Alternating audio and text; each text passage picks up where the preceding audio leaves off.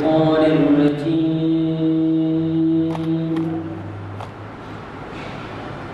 بسم الله الرحمن الرحيم. بسم الله الرحمن الرحيم.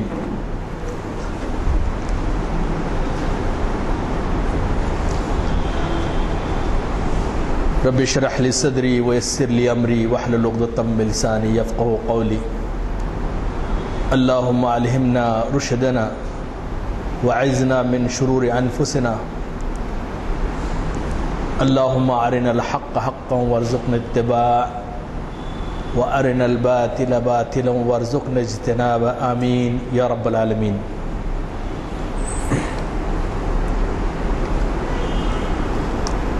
محافل عالیہ کے ایک ذمہ دار اور سیکریٹری مسجد حاضہ جناب عظمت صدیقی صاحب،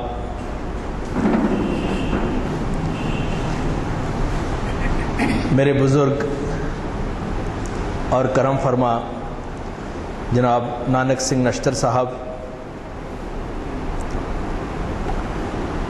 محافل عالیہ کے میڈیا انچارج جناب طاہر صاحب و شبیر صاحب، میرے بزرگ جناب فیاض صاحب، اور اس محفل کے لیے خاص طور پہ جناب حسن الدین صاحب کے جو اقربا تشریف لائے ہیں، ان میں جناب ولی سکندر صاحب جو معتمد اسٹڈی سرکل اور نشریات اقبال اکیڈمی ہیں، اور جناب زبیر صاحب، آپ اور تمام حاضرین، انٹرنیٹ کے ذریعے سے دیکھنے اور سننے والے ناظرین اور سامعین، آپ سب کی خدمت میں السلام علیکم ورحمۃ اللہ وبرکاتہ۔ دراصل جب یہ عنوان میں نے دیا ڈاکٹر حسن الدین صاحب کا، تو کئی احباب نے مجھے کہا کہ آپ کا یہ تاریخ اسلام کا لیکچر ہے، اور تاریخ اسلام کے لیکچر میں حال کی شخصیت کا ذکر کیوں ہو رہا ہے؟ تو تاریخ اسلام جو ہے وہ حال سے بھی بنتی ہے، ماضی سے ہی بنتی ہے، اور افسوس اس بات کا ہے کہ اپنے دور میں پیدا ہونے والے لوگوں کی ہم قدر نہیں کرتے، ان کا تذکرہ نہیں ہوتا۔ اور الحمدللہ مجھے اس بات کی خوشی ہے کہ ہماری سرزمین دکن جو ہے اس نے کئی گوہر نایاب پیدا کیے، یہاں پہ بڑی عظیم شخصیتیں یہاں پیدا ہوئیں، بلکہ اس سرزمین نے سارے ہندوستان کے علماء اور دانشوروں کی سرپرستی کی۔ سارے ہندوستان سے لوگ کھینچے یہاں چلے آتے تھے کیونکہ علم کی سرپرستی ہوتی تھی۔ ہمارے جو شاہان تھے یہاں پہ، انہوں نے بہت اس کی سرپرستی کی۔ ڈاکٹر حسن الدین صاحب سے میرا کوئی تعارف نہیں تھا، سوائے اس کو کہ بچپن میں ایک کتاب ملی تھی ان کی کالج کے زمانے میں۔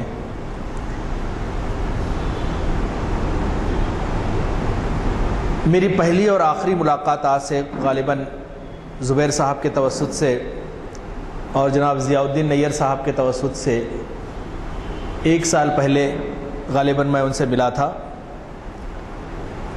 وہ چونکہ علیل تھے، ایک لمبا عرصہ انہوں نے بیڈ پہ گزارا۔ جب میں ان کے قریب پہنچا، ان سے گفتگو کی، اور پھر میں نے بتایا کہ میں بھی قرآن کا طالب علم ہوں، تو انہوں نے میرا ہاتھ پکڑ لیا تھا، وہ مجھے اب تک یاد ہے، اور پھر میں نے بھی ان کا ہاتھ چوم لیا۔ دراصل ڈاکٹر حسن الدین صاحب کی خدمات جو ہیں، میرے پاس موقع نہیں ہے کہ ان کی وہ خدمات بیان کروں جو کہ ملی اور علمی ہیں، چونکہ میرا موضوع صرف قرآن سے متعلق ان کی جو خدمات ہیں وہاں تک محدود ہے۔ جیسے کہ میں نے ابھی تعزیتی جلسے میں بھی کہا تھا کہ ڈاکٹر حسن الدین صاحب کی شخصیت اتنی بڑی ہے کہ اس پہ کئی پی ایچ ڈی ہو سکتی ہیں۔ آپ نے ملت کے لیے بڑے کارنامے انجام دیے ہیں۔ میں دراصل حیدرآباد کے لوگ تو ان سے واقف ہیں، چونکہ انٹرنیٹ پہ ہزاروں لوگ دیکھتے ہیں ساری دنیا میں، یوٹیوب کے ذریعے سے ہمارے طاہر صاحب اپلوڈ کرتے ہیں اس کو۔ تو میں بتانا چاہ رہا تھا کہ ڈاکٹر حسن الدین صاحب کی تھوڑی سی بریف بایوگرافی میں آپ کے سامنے پیش کرتا ہوں کہ آپ حیدرآباد میں پیدا ہوئے. آپ کے والد بھی ایک بہت بڑے عہدیدار اور نواب تھے نظام کے دور میں, اور پھر آپ بھی نظام کی سقوط حیدرآباد سے پہلے آپ نے بھی حکومتی عہدوں پہ کام کیا. دراصل ڈاکٹر حسن الدین صاحب کی زندگی کے 3 مرحلے ہمارے سامنے آتے ہیں. ایک جو نظام کے دور حکومت میں ہے, حضرت نظام کے دور حکومت میں ہمارے جو بادشاہ تھے یہاں کے دکن کے. دوسرا ہندوستان سے انضمام کے بعد جب حیدرآباد ہندوستان کا حصہ بن گیا تو تب آپ نے حکومت ہند اور حکومت آندھرا پردیش کی جو ملازمت ایڈمنسٹریٹو سروسز میں کی وہ مرحلہ, اور تیسرا مرحلہ آپ کا تھا وہ آپ کی ریٹائرمنٹ کے بعد کا. میں نے بہت زیادہ اسٹڈی تو نہیں کی, الحمدللہ ان کے کتب خانے کا ایک حصہ مجھے بھی ملا ہے. میں شکر گزار ہوں جناب زبیر صاحب کا اور ان کی اہلیہ کا, اور ساتھ ہی ساتھ ضیاء الدین نیّر صاحب کا بھی, کہ انہوں نے رہنمائی کی اور میرے حصے میں تبرکن کچھ کتابیں آ گئی ہیں. مجھے ان کی مکمل ایکٹیویٹیز کا, مکمل سرگرمیوں کا مطالعہ کا موقع نہیں ملا, لیکن میں نے ارادہ کیا ہے کہ ایسی عظیم شخصیت پہ ضرور میں پڑھوں گا, لکھوں گا, اور کوشش کروں گا کہ زندگی کے ان کے وہ پہلو اجاگر ہوں جو لوگوں کی نظروں سے چھپے ہوئے ہیں. ڈاکٹر حسن الدین صاحب جیسے کہ میں نے پڑھا ہے, لوگوں سے سنا ہے, اور لوگوں کی جو محبتیں ان کے ساتھ ہیں, تعزیتی پروگرام میں نے دیکھا. پھر آج ڈاکٹر حسن الدین صاحب نے جو سمارٹ کلاسز شروع کی تھیں, آج صبح ہی مجھے ان کلاسز کے طلباء کو مخاطب کرنے کا موقع ملا. آج صبح 1 گھنٹے کا میرا سیشن تھا ان بچوں کے ساتھ, جس سے میں نے انہیں بتایا کہ ڈاکٹر حسن الدین صاحب تو نہیں رہے لیکن ان کا کام تو جاری ہے, آپ کو کرنا ہے. تو ڈاکٹر حسن الدین صاحب کو میں ذاتی طور پہ بہت زیادہ نہیں جانتا. دراصل کسی بھی شخص کی ذات سے زیادہ اس کے کارنامے زیادہ اہم ہوتے ہیں. ہر انسان انسان ہے, سوائے انبیاء علیہ السلام کے سب کوئی معصوم عن الخطا نہیں ہے. ہر ایک میں کچھ نہ کچھ کوتاہیاں, کچھ پازیٹیو اور کچھ نگیٹیو آسپیکٹس ہر انسان کی زندگی کے ہوتے ہیں. لیکن آپ کے جو علمی کارنامے ہیں وہ ضرور اس بات کے تقاضا کرتے ہیں اہل دکن سے کہ اس پہ ہم ریسرچ کریں. آپ نے زائد از 25 کتابیں لکھی جیسے کہ مجھے بتایا گیا, اور آپ ایک بہت اچھے اردو ادیب بھی تھے. چونکہ ادب میرا موضوع نہیں ہے, نہ میں اس پہ گفتگو کرنا چاہوں گا. اسی طرح سے ڈاکٹر حسن الدین صاحب کی ایک اور شخصیت تھی کہ آپ بہت بڑے مورخ بھی تھے, ایک تاریخ دان بھی تھے. آپ نے تاریخ پہ بہت ریسرچ کی ہے. تاریخ پہ انگریزی میں آپ کی 2 کتابیں چھپی ہیں, گڈ ورڈ نے شائع کی ہیں, اور ایک کوئی پبلشر ہے اس نے شائع کی ہیں. اسلامیات پہ بھی آپ کی کئی کتابیں ہیں, لیکن خاص طور پہ قرآن پہ آپ کی 2 بڑی اہم کتابیں ہیں. اور اس کے علاوہ مضامین کی شکل میں بھی وقتاً فوقتاً آپ کے مضامین قرآنیات پہ ہندوستان بھر کے اور ہندوستان سے باہر کے اردو انگریزی مجلوں میں شائع ہوتے رہے ہیں. ڈاکٹر حسن الدین صاحب کے تعارف میں کچھ چیزیں اور میں ایڈ کر دوں کہ آپ نے 1923 میں آپ پیدا ہوئے, اور ایم اے اکانومکس میں, ایم اے معاشیات میں آپ نے جامعہ عثمانیہ سے ڈگری لی. پھر آپ نے جامعہ ملیہ اسلامیہ سے پی ایچ ڈی کی. آپ نے بہت سارے یورپی ممالک کا دورہ کیا, اور خاص طور پہ اسلامی اوقاف میں آپ نے ترکی میں تربیت حاصل کی. 1954 میں ایک بین الاقوامی کانفرنس جو پیس کانفرنس ہوئی تھی ٹوکیو میں, آپ اس میں ہندوستانی حکومت کے ڈیلیگیٹ کے حصے سے شریک ہوئے. اس کے علاوہ آپ نے بحیثیت IAS حکومتی نمائندے کے جاپان، چیکوسلواکیا، روس وغیرہ کا بھی آپ نے دورہ کیا، اور سب سے بڑی بات یہ کہ جب بھی آپ کسی دورے پہ جاتے تو وہاں پہ اردو کتب خانہ ضرور قائم کر کے آتے ہیں۔ یہ ایک بہت یونیک چیز ہے، ورنہ لوگ گھومتے ہیں، جاتے ہیں، چلے آتے ہیں، ہم بھی گئے کئی جگہ، لیکن ہمارے ذہن میں یہ خیال نہیں آیا۔ تو یہ اردو سے ان کی محبت کا اظہار ہے۔ اور پھر آپ نے کئی اداروں کے آپ ممبر رہے، یہاں پہ کئی اداروں کے آپ یہاں ممبر رہے۔ آپ نے خود کچھ ادارے قائم کیے، جس میں ایک doctor Abdul Latif trust for Quranic and cultural studies ہے، یہ آپ کا ٹرسٹ تھا۔ اور یہ ڈاکٹر عبداللطیف قرآن کے ایک بہت بڑے دانشور تھے، بہت بڑے عالم تھے، اور حیدرآباد کو ان پہ ناز ہونا چاہیے۔ ڈاکٹر عبداللطیف کی اگر آپ تحریریں پڑھیں گے، افسوس اس بات کا ہے کہ حیدرآباد، اہلیان دکن، خاص طور پہ حیدرآباد کے لوگ اپنے ان درخشندہ ستاروں کو بھولتے جا رہے ہیں۔ ہمارے بچوں کو پتہ ہی نہیں ہے کہ عبداللطیف صاحب کون تھے، سراج الدین صاحب کون تھے، خلیفہ عبدالحکیم کون تھے، رضی الدین صاحب کون تھے۔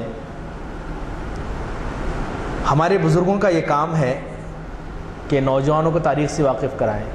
تو عبداللطیف ٹرسٹ کے آپ چیئرمین رہے۔ اب اس وقت وہ ٹرسٹ کسی کے حوالے کیا گیا ہے، مجھے اطلاع ملی ہے، اللہ کرے کہ وہ قرآنیات کی خدمات جاری رکھیں۔ اس کے علاوہ آپ مڈل ایسٹ کلچرل اسٹڈیز بھی آپ نے قائم کیا، اور یہ وہ ادارہ تھا کہ جس کے قیام کی انہیں ترغیب مولانا ابوالکلام آزاد نے دی تھی، اور اس کی بھی اپنی خدمات ہیں، اس نے بھی کام کیا۔ اس کے علاوہ آپ امیر خسرو سوسائٹی کے نائب صدر رہے ہیں، اور بانی اور صدر رہے ہیں ولا اکیڈمی حیدرآباد دکن کے۔ آپ سینٹرل وقف کونسل کے 1983 سے 1985 تک رکن رہے، اور ریاستی اقلیتی کمیشن، مائنارٹیز کمیشن کے 1990 اور 1991 میں آپ چیئرمین رہے، صدر رہے، اور آندھرا پردیش وقف بورڈ کے آپ 1996 میں صدر رہے۔ اس کے علاوہ آپ کی بے شمار خدمات ہیں۔ آج جب مجھے طلباء سے ملاقات ہوئی میری، تو مجھے پتہ چلا کہ آپ کی کتنی بڑی آپ کی جستجو تھی۔ اس کے علاوہ بہت سارے تعلیمی اداروں میں آپ کے کام ہیں۔ اب میرے پاس وقت نہیں ہے کہ میں ساری چیزیں بیان کروں، چونکہ نئے دیکھنے والے جو یوٹیوب پہ ہیں ان لوگوں کو یہ ہوتا ہے کہ ہیں کون آخر حسن الدین صاحب۔ لیکن افسوس اس بات کا ہے کہ ڈاکٹر حسن الدین صاحب کے بارے میں ہم سے زیادہ علی گڑھ کے لوگ جانتے ہیں۔ مجھے تعجب ہوا، کیونکہ وہاں پہ باقاعدہ ان کے بارے میں تعزیت بھی کی گئی، اور مجھے میسیجز بھی آئے۔ تو آپ کا ایک بڑا کام تھا۔ آپ نے علوم القرآن پہ بہت کام کیا، قرآنک سائنسز پہ، خاص طور پہ آپ کی جو کتاب ہے ایزی وے ٹو انڈرسٹینڈ قرآن، اور پھر دوسری آپ کی اسی طرح سے قرآن کے علوم قرآن پہ اور ایک کتاب ہے، اور مضامین کا سلسلہ ہے۔ آج کی میری گفتگو کا یہی موضوع ہے کہ ان کی قرآنی خدمات کے بارے میں آپ سے بات کروں۔ ایک چیز ذہن میں رکھیے، ہمارے پیش نظر ہمیشہ ہونا چاہیے، شخصیات آتی ہیں چلی جاتی ہیں، لیکن کوئی شخصیت مکمل نہیں ہے۔ اگر مکمل شخصیت کو دیکھنا ہے تو نبی کریم صلی اللہ علیہ وسلم کو دیکھنا پڑے گا، جو ہمارے لیے اسوہ ہیں۔ ڈاکٹر حسن الدین صاحب کی دیگر مصروفیات کی تھی، یہ میرا موضوع نہیں ہے۔ البتہ ڈاکٹر حسن الدین صاحب کے چاہے وہ دوست ہوں یا دشمن ہو، آپ کے اخلاص سے کوئی انکار نہیں کر سکتا۔ آپ کا جو اخلاص تھا، آپ کے پاس ملت کی جو تڑپ تھی، اس سے ہم انکار نہیں کر سکتے۔ ڈاکٹر حسن الدین صاحب چونکہ ایک نوابی خاندان میں پیدا ہوئے، آپ کے لیے کوئی بڑا مسئلہ نہیں تھا کہ عیش و عشرت کی زندگی گزارتے، جیسے کہ عام نوابین نے کیا۔ امریکہ چلے گئے، فلاں جگہ چلے گئے، جرمنی میں چلے گئے، اور اپنی اپنی زندگیاں گزار رہے ہیں، لیکن آپ نے یہیں رہ کر ملت کی خدمت کا فیصلہ کیا، اور خاص طور پہ ایڈمنسٹریٹو فیلڈ کو چنا۔ چونکہ آپ کا رجحان مذہبی تھا، اور آپ روایتی مذہب پرستی جو ہے، جو سیٹ آف ریچولز تک محدود ہو کے رہ گئی، چند رسم و رواج تک محدود ہو کر رہ گئی، آپ چاہتے تھے کہ مسلمان اس سے ہٹے اور اسلام کے حقیقی مفہوم کو جانے. اور اس سلسلے میں ڈاکٹر صاحب نے اپنے متعدد مضامین اور کتابیں شائع کی اور بتایا کہ مسلمانوں کے لیے ضرورت اس بات کی ہے کہ وہ تحقیق بھی کریں. قرآن ایک عظیم سمندر ہے، اس میں غوطہ لگائیں، اس کے معنی و مطالب پہ غور کریں. یہ صرف ثواب پہنچانے کی یا مرتے ہوئے انسان کی روح نکالنے کی یا تبرکن پڑھنے کی چیز نہیں ہے، بلکہ یہ انسانی زندگی کا مینول ہے کہ جس کے مطابق زندگی گزاری جائے. تو ڈاکٹر صاحب نے مروجہ اس وقت جو بھی چیزیں تھیں، آپ نے اس پہ تنقید بھی کی اور زبردست تنقید کی، اور اس کا نتیجہ یہ ہوا کہ ہو سکتا ہے، مجھے تو پتہ نہیں ہے، لیکن مخالفت ضرور ہوئی ہوگی. خاص طور پہ ڈاکٹر صاحب کا جو اسلامیات پہ جو آپ کا جو رجحان تھا تحقیق کا، وہ قرآن پاک اور سیرت نبی صلی اللہ علیہ وسلم تھا. آپ سمجھتے تھے کہ یہ دو ماخذ ہیں کہ جس کے ذریعے سے امت کی آج بھی رہنمائی کی جا سکتی ہے، یہ دو پاور ہاؤسز ہیں. ڈاکٹر صاحب نے بہت ساری چیزیں لکھی ہیں، میرے مطالعے میں بھی ان کی کئی کتابیں آئیں قرآنیات سے متعلق، اور میں کوشش کرتا ہوں کہ ایسے ہی موضوعات اس محافل میں چنے جائیں کہ جن پہ مجھے خود بھی پڑھنا پڑے، جس سے مجھے خود بھی ریسرچ کرنا پڑے. اسی لیے ہمارے شبیر صاحب اکثر مجھ سے کہتے ہیں ہر بار کچھ ایک نیا لے کے آتے آپ، تو اس سے تحقیق کا مجھے بھی پڑھنے کا موقع ملتا ہے اور سامعین اور ناظرین کو بھی اس کا پتہ چلتا ہے. تو میں یہ کہہ رہا تھا کہ ڈاکٹر صاحب کی ہر بات سے اتفاق بھی ہم نہیں کرتے، نہ ہر بات سے ہم انکار کر سکتے ہیں ان کی. ڈاکٹر صاحب کی وہ ساری باتیں جو قرآن و سنت کے مطابق ہیں یا ہمیں لگتی ہیں ہم قبول کرتے ہیں. جس چیز میں ہمیں شبہ ہے ان کی دیگر کتابوں سے مدد لے کر اس شبے کو دور کر سکتے ہیں یا ہم نہیں مانیں گے. عام طور پہ شخصیات کے ساتھ ہمارے پاس یہ مسئلہ ہوتا ہے، یا تو ان کے ساتھ اندھی عقیدت ہوتی ہے، اندھی عقیدت کہ he is absolute right, absolute truth, absolute truth ایسا نہیں ہے. یا پھر کہتے ہیں کہ ایک دم اس کو حاشیے سے نکال کے پھینک دیتے ہیں کہ نہیں یہ بالکل غلط ہے، یہ کوئی سننا ہی نہیں ہے اس کی بات. ایسا نہیں ہونا چاہیے، بلکہ یہ ہونا چاہیے کہ شخصیات بھی انسان ہیں. یہ ان کی جو کتابیں ہیں یا کسی بھی مصنف کی کتابیں، بڑے سے بڑا عالم، اس کی کتابیں وحی الہی نہیں ہیں. غلطی کا احتمال ہے، مزید تحقیق ہوگی، اچھی چیزیں اور سامنے آ جائیں گی، لیکن اس بنیاد پہ ریجیکٹ کر دینا. ڈاکٹر صاحب پہ عام طور پہ جو الزام لگتا ہے، جس کی میں شد و بد سے مخالفت کرتا ہوں، وہ کہتے ہیں کہ ڈاکٹر صاحب منکر حدیث تھے. ایک صاحب نے آج ہی مجھے کہا، جبکہ ان کی کتابیں میں نے پڑھی ہیں، مجھے تو کہیں ایسی چیز نظر نہیں آئی، بلکہ ان کتابوں میں جا بجا انہوں نے حدیثوں کے ریفرنس بھی دیے ہیں. لیکن ہم اچھی طرح جانتے ہیں کہ حدیثوں میں کئی حدیثیں ضعیف بھی ہیں. ہمارے پاس علم حدیث ایک بڑا مطلب فیلڈ آف نالج ہے جس پہ کام ہو رہا ہے اور قیامت تک کام ہوتا رہے گا. حال ہی میں شیخ البانی نے بھی بہت ساری چیزیں نکالی ہیں سایہ ستہ میں سے. دیکھیے، ساکت و جامد مردہ ہوتا ہے، زندے میں حرکت ہوتی ہے، اور حرکت کا مطلب یہ ہے کہ نئی چیزیں سامنے آئیں. آپ تحقیق کے باٹل کو کاک ڈال کے بند مت کیجئے. اگر تحقیق کو ہم بند کر دیں تو آج نہ اتنی ایجادات ہوتی، نہ دنیا کے سامنے اتنے علوم آتے. بلکہ ڈاکٹر صاحب نے بہت اچھی بات کہی ہے، میں اس کی طرف آؤں گا. آپ کہتے ہیں کہ بہت ضروری ہے، اس دور میں اللہ کی بڑی نعمت ہے. ڈاکٹر صاحب نے لکھا ہے اپنی کتاب میں کہ اس دور میں بڑی اللہ کی نعمت ہے کہ اللہ تعالیٰ نے تحقیق کے ذرائع، وسائل اور انفارمیشن ٹیکنالوجی ہم کو دی ہے. اس دور میں تو سینکڑوں میل ایک ایک حدیث کے لیے ہزاروں میل کا سفر کر کے جاتے تھے لوگ. اب by click of rather not the click of mouse only, tap of your mobile you get the information. آپ کو انفارمیشن مل جاتی ہے. آپ ایک ماریے اقبال کے ایک شعر کو ڈھونڈنے میں کئی وقت لگ جاتا ہے. اب گوگل میں ٹائپ کر دیتے ہیں شعر کا 3-4 الفاظ، پورا شعر سامنے آ جاتا ہے. تو میں یہ کہہ رہا تھا کہ ڈاکٹر صاحب ہو سکتا ہے انسان ہو ان سے غلطیوں کا، لیکن ایک چیز سے انکار نہیں کر سکتے، اور ڈاکٹر صاحب کی تڑپ تھی کہ کسی بھی طرح سے امت قرآن سے جڑے، کیونکہ قرآن ہی سربلندی کی طرف لے جاتا ہے۔ ڈاکٹر صاحب کی کچھ تحریروں سے میں آپ کے سامنے کچھ چیزیں پیش کروں گا۔ وعلیکم السلام ورحمۃ اللہ وبرکاتہ۔ ڈاکٹر صاحب اپنی کتاب میں فرماتے ہیں، ان کو کوٹ کر رہا ہوں میں آپ کے سامنے، کہ قرآن مجید 1400 سال پہلے نازل شدہ منشور ہے، جو آج بھی تمام دنیا کو ہدایت کی دعوت دیتا ہے۔ دنیا کے تمام مسلمان اس کو کلام الہی مانتے ہیں، اور اس کے ایک ایک لفظ پہ اٹل ایمان ہے۔ اس طرح یہ دنیا کے کروڑوں مسلمانوں کے درمیان ایمانی نقطہ اتصال ہے۔ یہ کیا کہیں گے اسے، ہمارا کمیونیکیشن کا، ہمارے ریلیشنز کا بنیادی نقطہ ہے، کہ جس کے ذریعے سے ہم ایک دوسرے سے جڑتے ہیں۔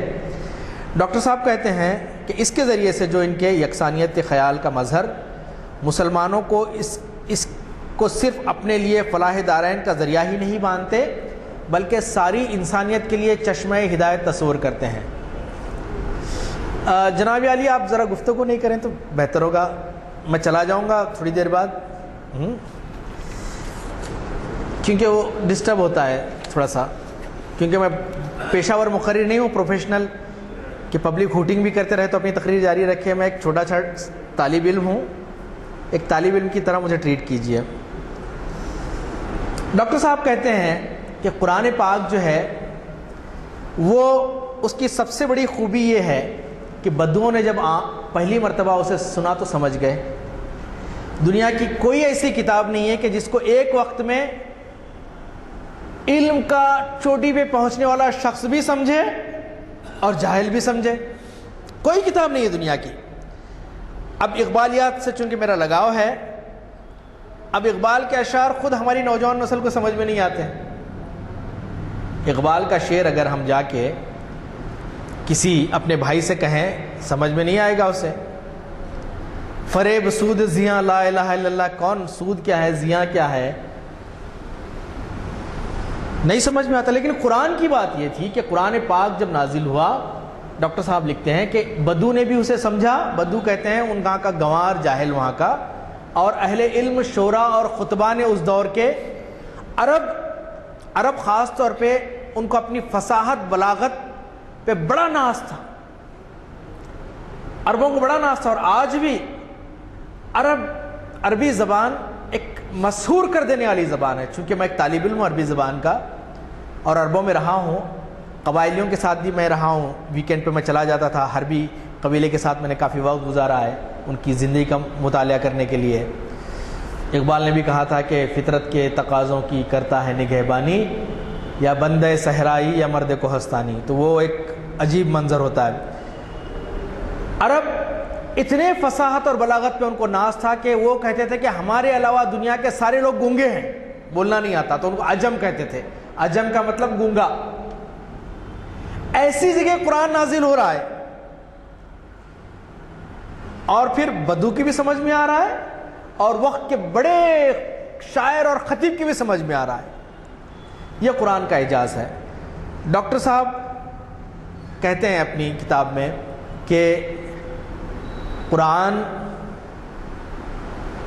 میں عام طور پہ کہتے ہیں نا کہ دریا کو کوزے میں بند کرنا، تو ڈاکٹر صاحب کہتے ہیں کہ قرآن وہ کوزہ ہے، ایک مثال کے طور پہ بتا رہا ہوں، کہ اس میں دریا نہیں، ہزاروں سمندروں کو سمو دیا گیا ہے۔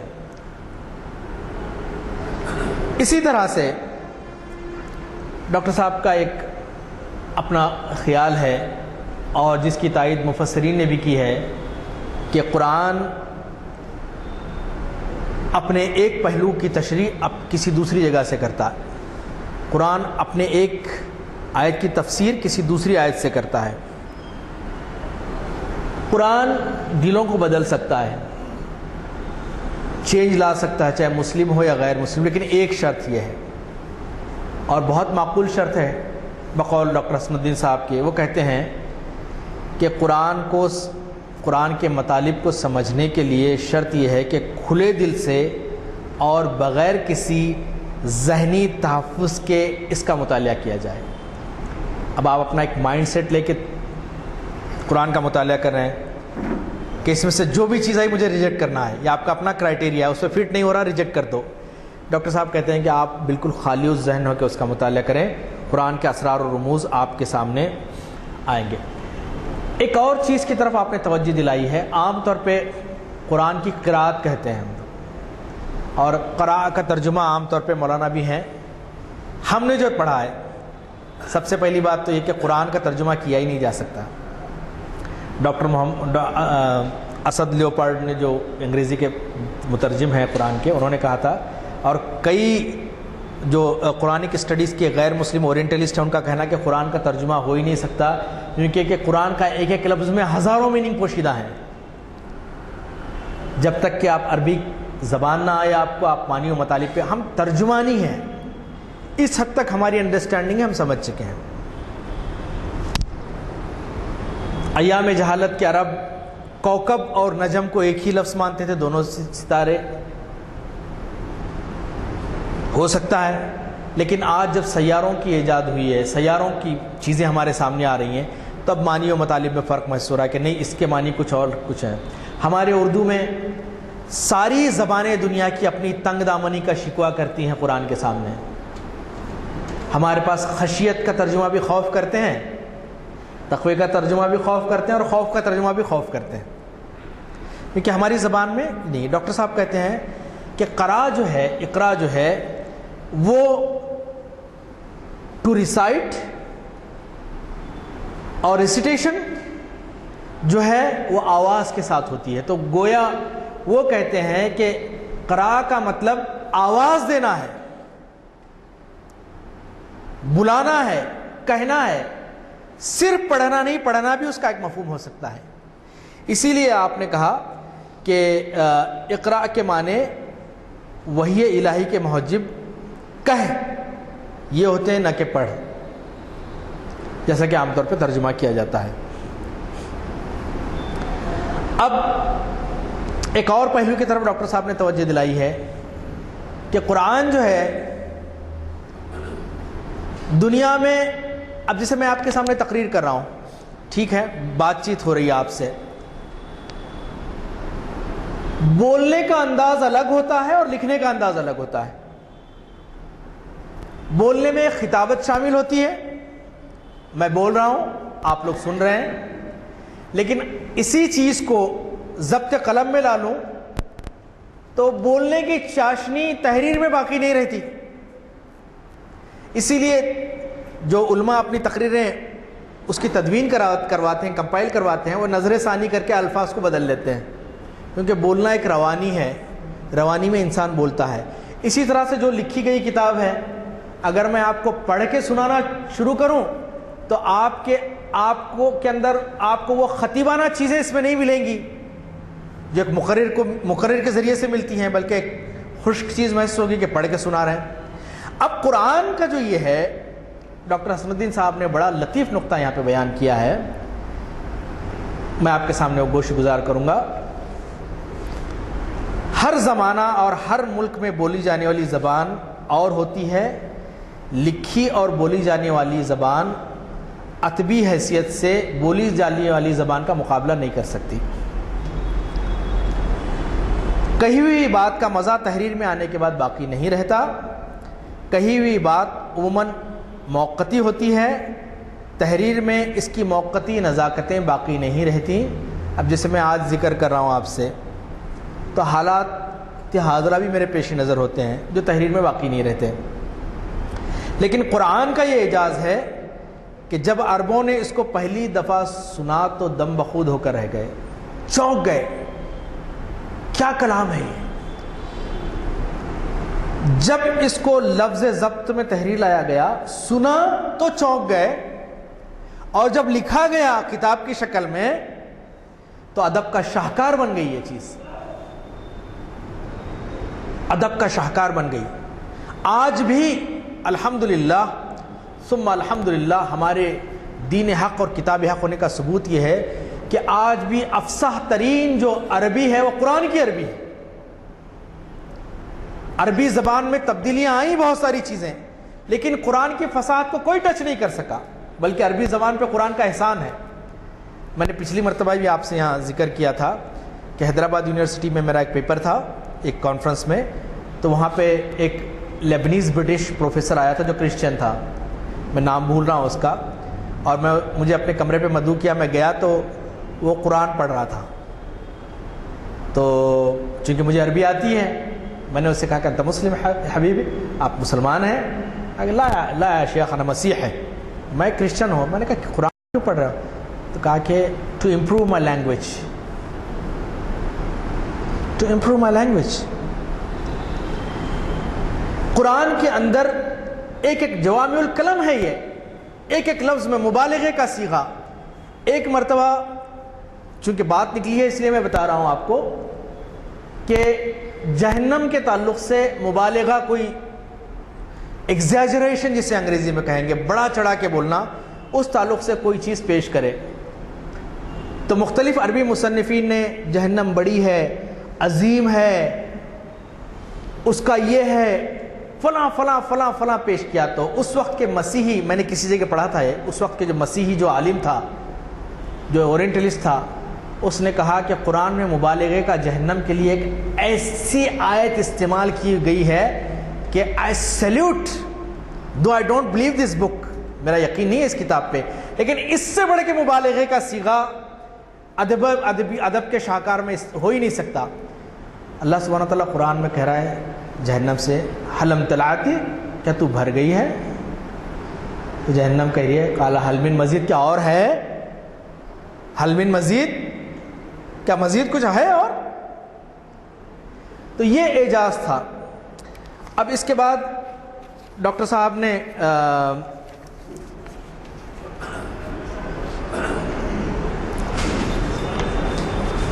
ایک اور پہلو کی طرف توجہ دلائی ہے جو بہت اہم ہے، چونکہ وقت کم ہے، مغرب کا وقت قریب ہے، کہ اسلامی اصطلاحیں جو ہیں وہ قرآنی اصطلاحیں خاص طور پہ رفتار زمانہ سے اس کے میننگ بدلتے جا رہے ہیں، اور ہمارے ذہن میں وہ پرٹیکولر میننگ نہیں ہوتے، معنی نہیں ہوتے جو نبی کریم صلی اللہ علیہ وسلم کے دور میں تھے۔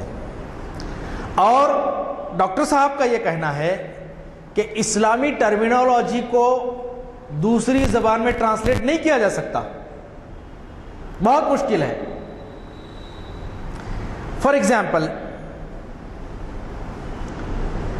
ہمارے پاس نماز کا لفظ بولا جاتا ہے جو کہ ایک فارسی لفظ ہے، نماز کا جو لفظ ہے وہ ایک فارسی لفظ ہے، اور یہ اس وقت کے عبادت کے لیے استعمال ہوتا تھا، لیکن یہ لفظ صلاۃ کا متبادل نہیں ہو سکتا۔ اسی طرح سے ڈاکٹر صاحب کہتے ہیں کہ خدا جو لفظ اردو میں آ گیا ہے، گاڈ، خود کئی انگریز مترجمین نے کہا کہ خدا کا، اللہ کا ترجمہ گاڈ نہیں کر سکتے، کیونکہ گاڈ کے ساتھ گاڈس بھی ہوگا، گاڈز بھی ہوگی، پھر اللہ یونیک لفظ ہے۔ تو اسی طرح سے خدا کا لفظ اللہ کا متبادل نہیں ہے، ڈاکٹر صاحب کا خیال ہے، ہم اختلاف کر سکتے ہیں اس سے، یہ ایک علمی گفتگو ہے، یہ مناظرے کی محفل نہیں ہے، اور اللہ نہ کرے کہ مجھ پہ فتویٰ آ جائے، پھر میں دعا کرتا ہوں، فتوے بڑے آسان ہو گئے اس دور میں۔ میں یہ کہہ رہا تھا کہ ڈاکٹر صاحب کہتے ہیں کہ اللہ، خدا جو ہے اللہ کا متبادل نہیں ہے، بلکہ اللہ کو اللہ ہی بولنا چاہیے۔ فارسی زبان کے اثرات نے، ترکی زبان کے اثرات نے بہت ساری اسلامی اصطلاحوں کو فارسی اور ترکی میں بدل دیا، اور نتیجہ یہ ہوا کہ اسلامی اصطلاح کی بجائے اس کا متبادل لفظ ہم استعمال کرتے ہیں، لیکن یہ لفظ اس کی پوری احاطہ نہیں کر سکتا۔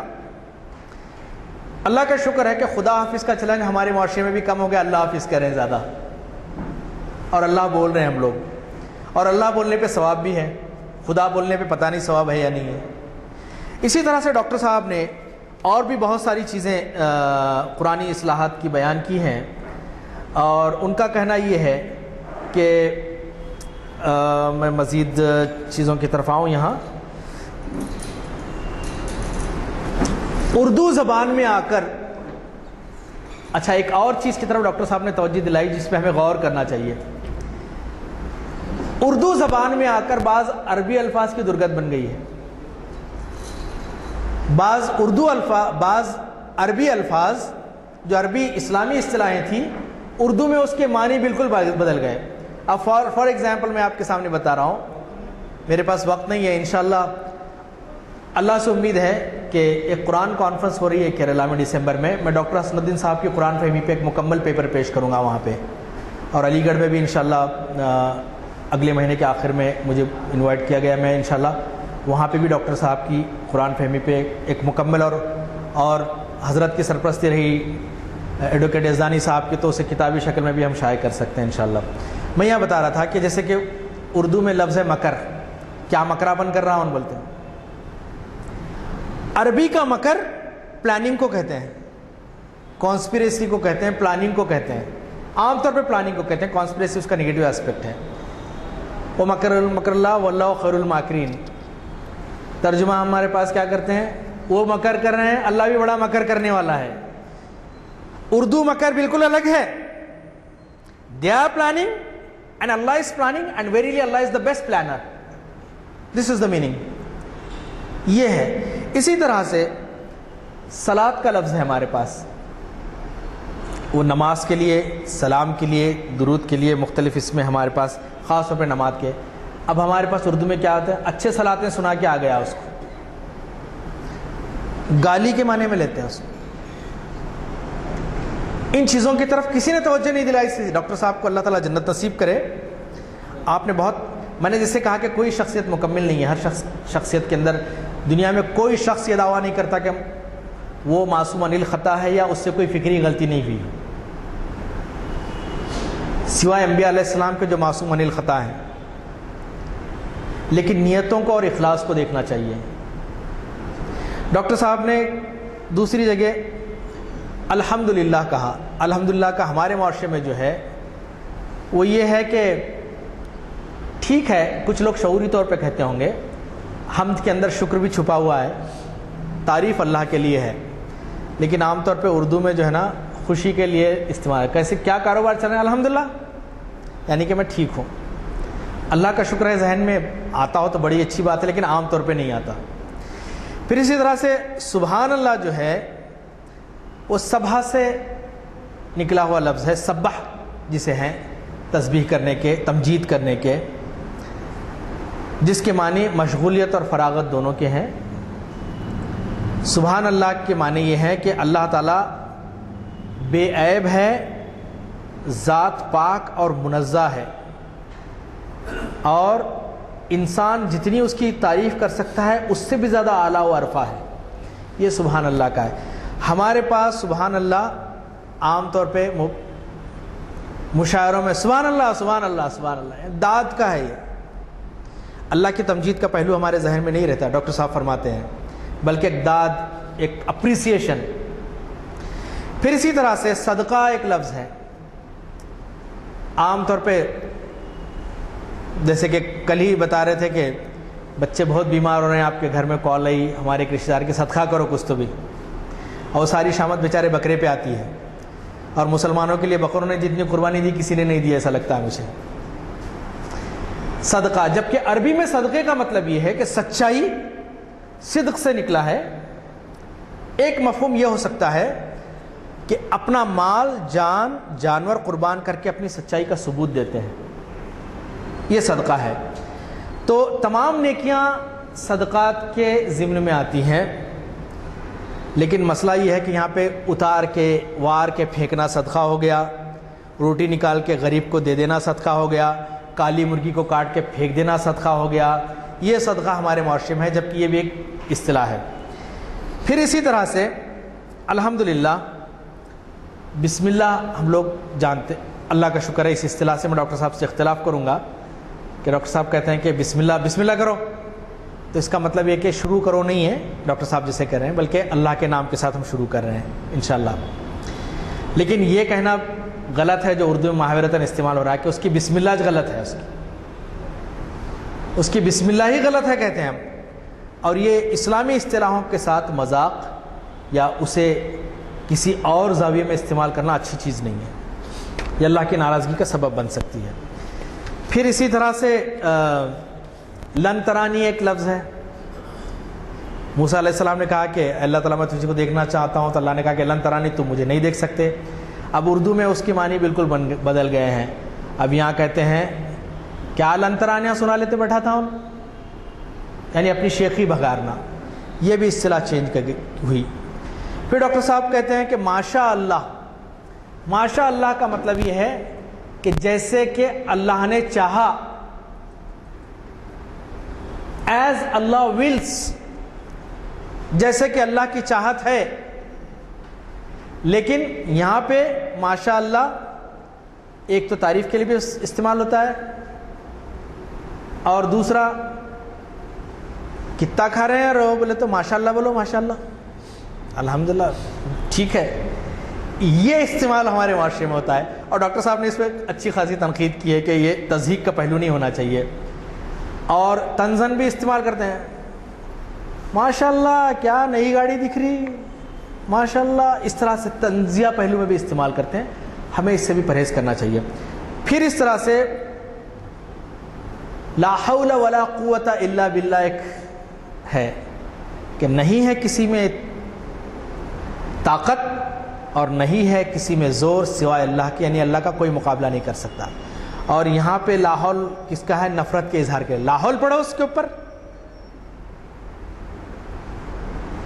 لا حول بھیجو اس کے اوپر۔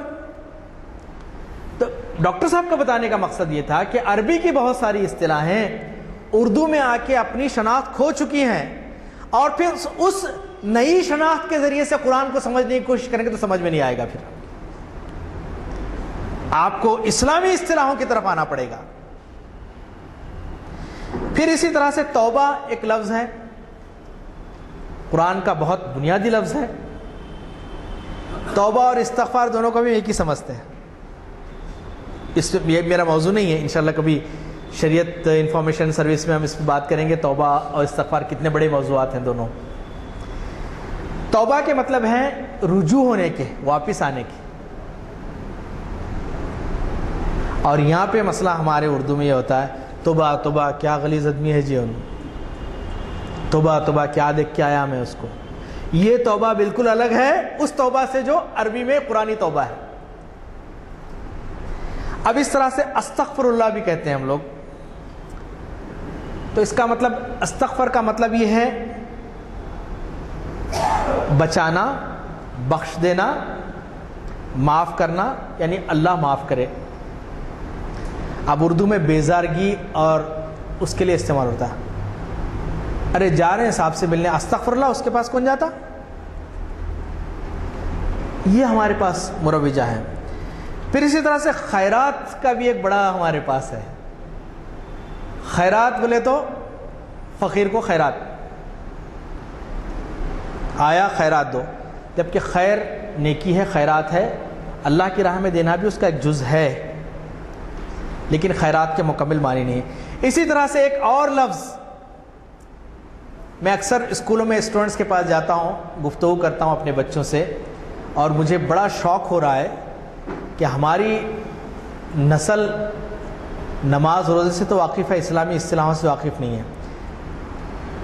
ہمارے خلیل صاحب موجود ہیں، قومی کے پریزیڈنٹ ہیں، اور آپ کی سرپرستی اور رہنمائی میں 60 سے زیادہ اسکولوں میں الحمدللہ ہم نے پروگرام کیے یہاں پہ دینیات کے، ان کے پاس جا رہے ہیں۔ میں آپ کو بتا رہا ہوں، موقع نہیں ہے، لیکن میں نے بچوں سے پوچھا کہ دعوت کا مطلب کیا ہے۔ 80% بچوں نے کم سے کم دعوت کا مطلب ہے کہ کھانے کی دعوت، اور بڑوں کا بھی یہی حال ہوگا، کیونکہ ایک دعوت مسلسل ہو رہی ہے نا، وہ دعوت تو رک گئی ہے، جو دعوت چل رہی وہی یاد رہیں گی نا اپنے کو، دعوت کھانے کی دعوت۔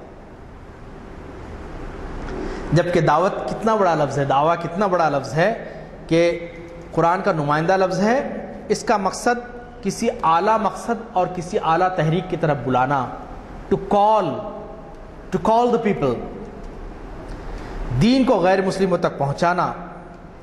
اردو میں اس کا استعمال کھانے کے لیے استعمال ہوتا ہے، اور ماشاءاللہ دین کی دعوت میں اتنی مشکلات پیش نہیں آتی جتنی کھانے کی دعوت میں پیش آتی ہیں، رات کے 2 بجے تک انتظار کرنا پڑتا ہے۔ تیسری اور چیز ڈاکٹر صاحب نے یہاں پہ کہی ہے کہ قل هو اللہ احد کو بھی ہم مذاق سے لیتے ہیں۔ یاد رکھیے، قرآنی اصطلاحوں کو مذاق کا موضوع بنائیں گے تو اللہ کا غضب نازل ہو گیا۔ آتے ہیں قل هو اللہ احد پڑھ رہی ہیں، بولتے ہیں ہم لوگ اردو میں، کیا مطلب ہے اس کا؟ کیا مطلب ہے؟ مذاق بنا لیا۔ یہ نوابین اور بادشاہوں نے اپنی تفریح و تباہ کے لیے اردو زبان کو کیا کر دیا؟ آپ کہتے ہیں کہ پیٹ میں زیادہ بھوک لگ رہی ہے، چوہے دوڑ رہے ہیں، جب کہتے ہیں تو اس کو کہتے ہیں کہ آتے ہیں قل اللہ احد پڑھ رہی ہیں۔ ڈاکٹر صاحب اس سے بھی سخت ناراض ہیں اور کہتے ہیں کہ یہ چیز بھی چینج ہونی چاہیے۔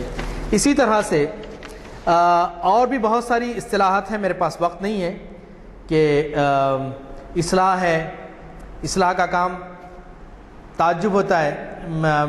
میرے والد صاحب نے کہا کہ باربر کو بلا کے لاؤ، اصلاح کرنی ہے، تو میں نے کہا کہ یہ تو میں قرآن کا اسٹوڈنٹ ہوں، طالب علم ہوں، قرآن کی ٹرمینالوجی فوراً ذہن میں آتی۔ میں نے کہا کہ اصلاح کرنا ہے؟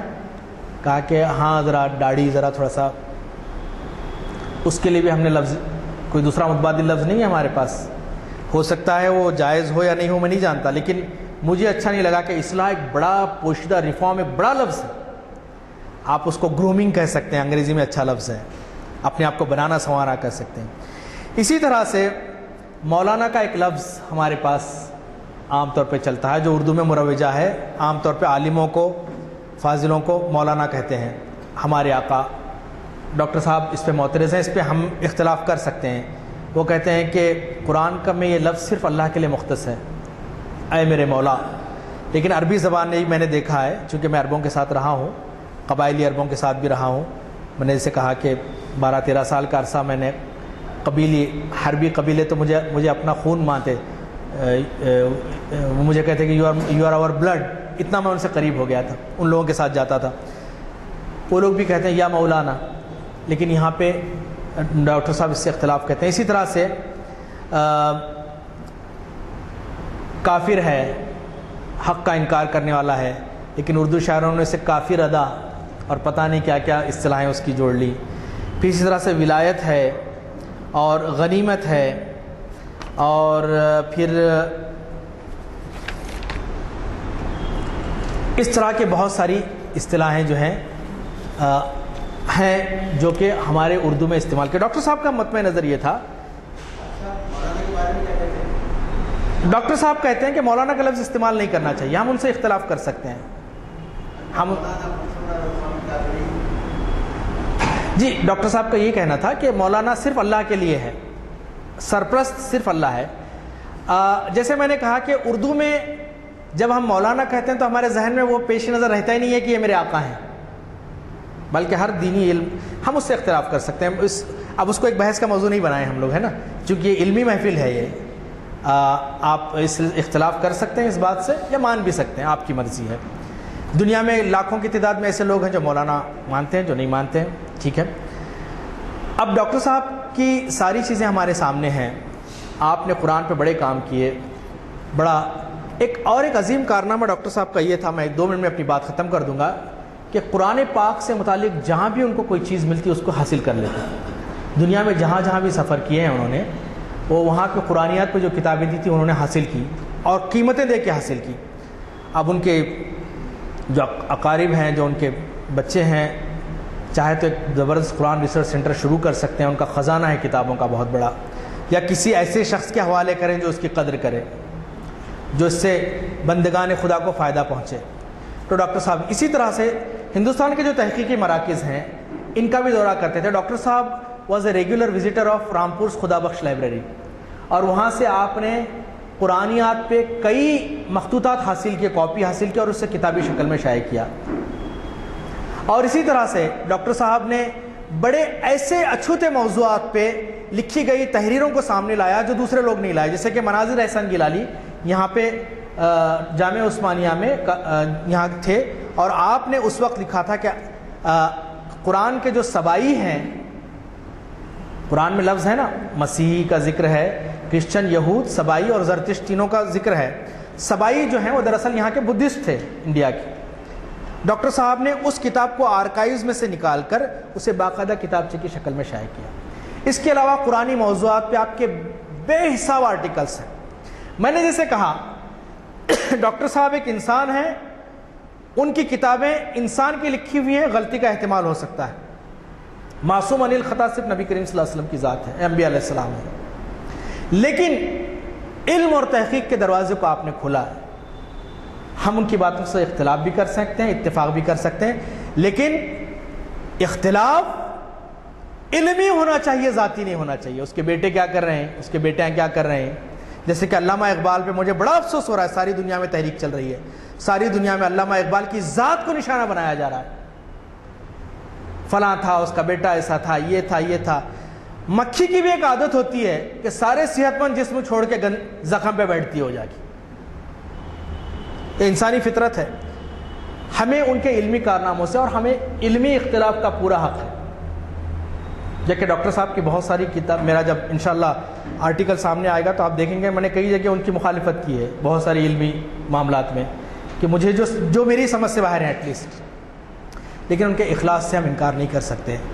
اللہ سبحانہ وتعالیٰ سے میں دعا کرتا ہوں کہ ڈاکٹر صاحب کی بخشش فرمائے، آپ کے گناہوں کی مغفرت فرمائے، اور آپ نے جو علم کا جو مشن آپ نے شروع کیا تھا اسے ہمیں جاری و ساری رکھنے کی توفیق عطا فرمائے۔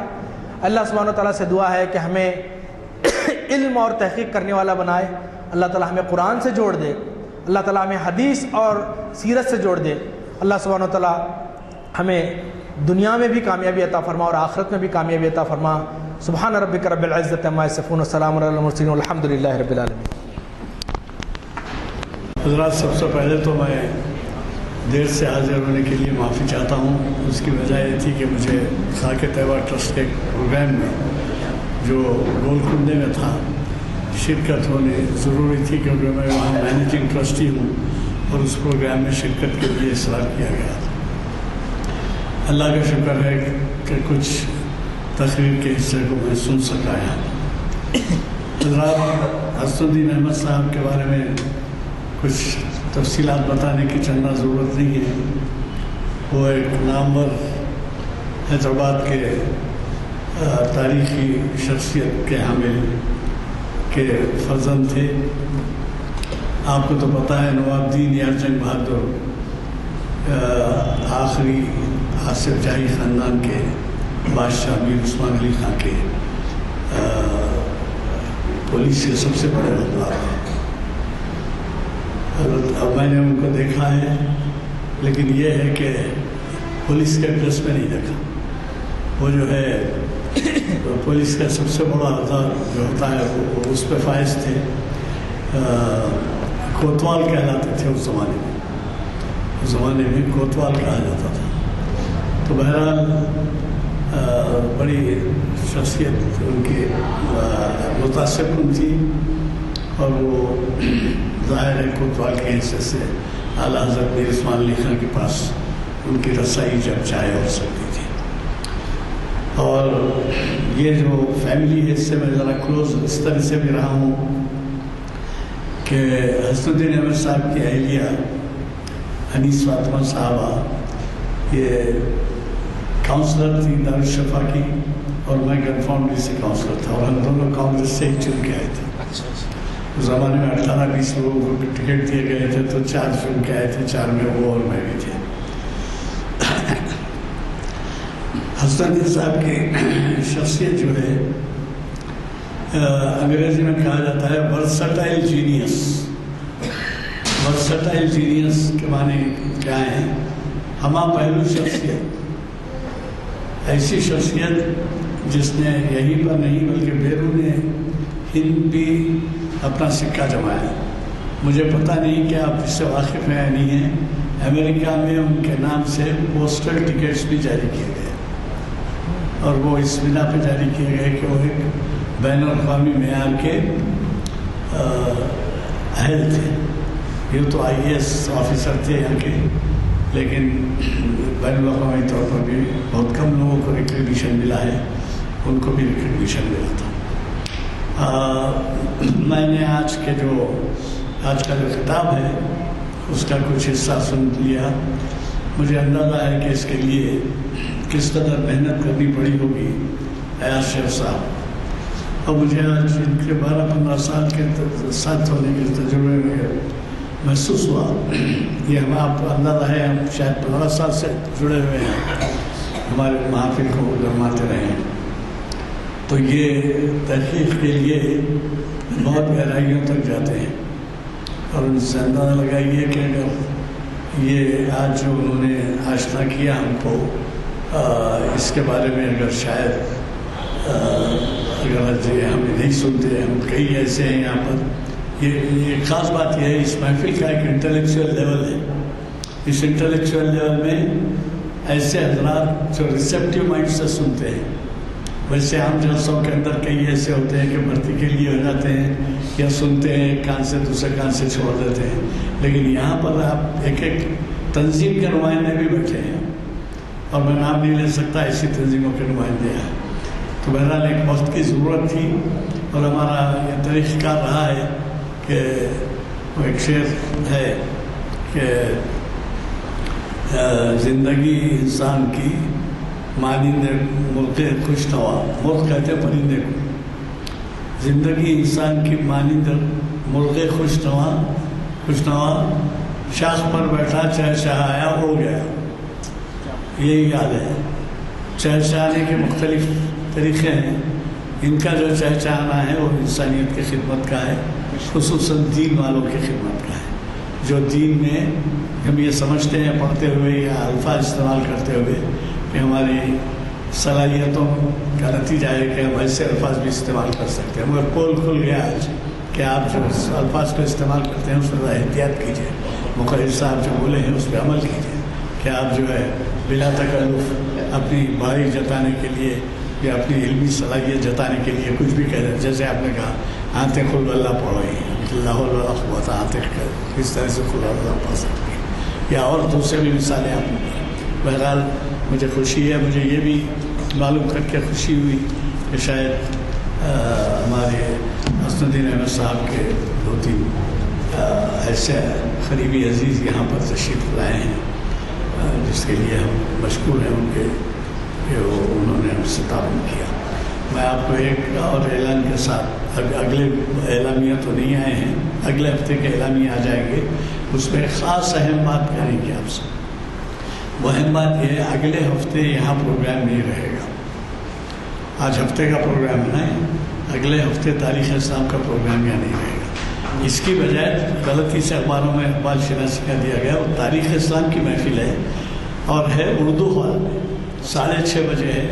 آپ تقی عابدی صاحب سے واقف ہیں, ایک انٹرنیشنل فگر ہے, اور وہ جو ہے بہت بڑے اسکالر ہیں. ان کی کتابوں کے کیا تذکرے کروں میں آپ کو, کتنی تحقیق سے لکھے گئے ہیں, اور وہ ساری دنیا میں شاید کوئی ایسا علمی ادبی ٹیسٹ والا ملک ہے جو ان کو نہیں طلب کیا. وہ ہر جگہ کی دورہ کی ہے. تو مجھے خوشی ہوگی اگر آپ اگلے ہفتے 6:30 بجے اردو ہال میں اقبال شناسی کی نہیں ہے محفل, وہ بلکہ تاریخ اسلام کی ہے. اور وہ تاریخ اسلام کی محفل اس وجہ سے ہے کہ جو کچھ شہادت کے بارے میں کہا جا رہا ہے وہ اس کا موضوع ہے. تو وہ جو ہے وہ بھی تاریخ ہے. اقبال کے کلام میں اس کا ذکر جو ہے وہ اس کا عنوان ہے. مجھے کبھی توقع ہے کہ آپ یاد رکھیں گے ہفتے کے دن آپ کو یہاں نہیں آنا ہے اگلے ہفتے, بلکہ اردو ہال میں 6:30 بجے رہنا ہے.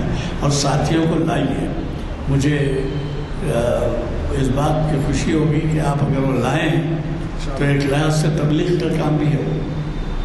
اب آپ اندازہ لگائیے کربلا کے اگر واقعات کا ذکر اور اقبال کا بیک گراؤنڈ تو پھر کتنی اہم تقریبی ہوگی. میں دعا چونکہ ہو چکی ہے محفل کی برخاستگی کا اعلان.